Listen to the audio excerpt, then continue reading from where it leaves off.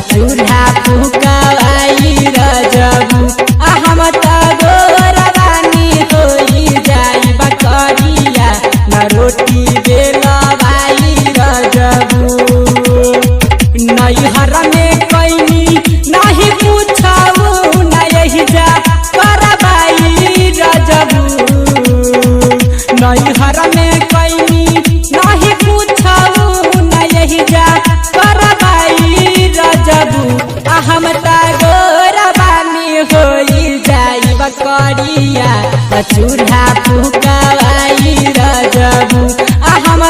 गोरबानी होई जाई बकरिया न रोटी बेलवाई रजबू डीजे गुड मधुबनी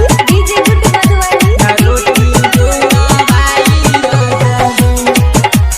अभी आप सुन रहे हैं प्लैनेट म्यूजिक की शानदार प्रस्तुति। हम गोरबानी होई जाई बकरिया न रोटी बेलवाई रजबू। हमसे ना ऐसन सुनी सजनवा लगा के राखी ड्यूटी मेकअप उतर जाई सुनो न रजबू औरी उतर जाई ड्यूटी हमसे ना ऐसन सुनी सजनवा लगा के राखी ड्यूटी मेकअप उतर जाई सुनो न रजबू औरी उतर जाई ड्यूटी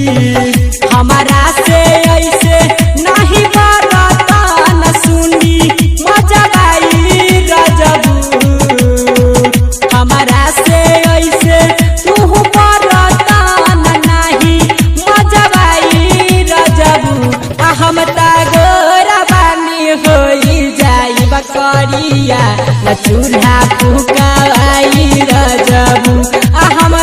गोरबानी होई जाई बकरिया न रोटी बेलवाई रजबू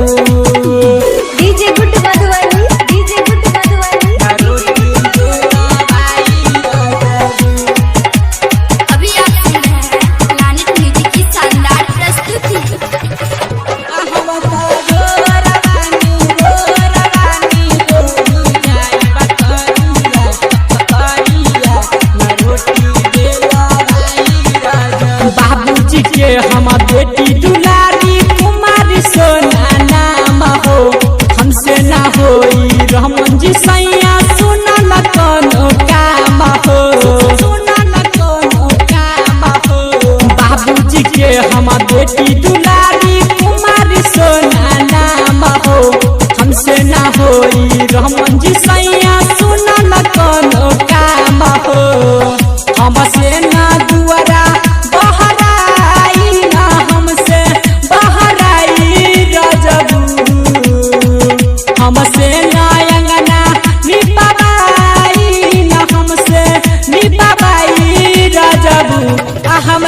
गोरबानी होई जाई बकरिया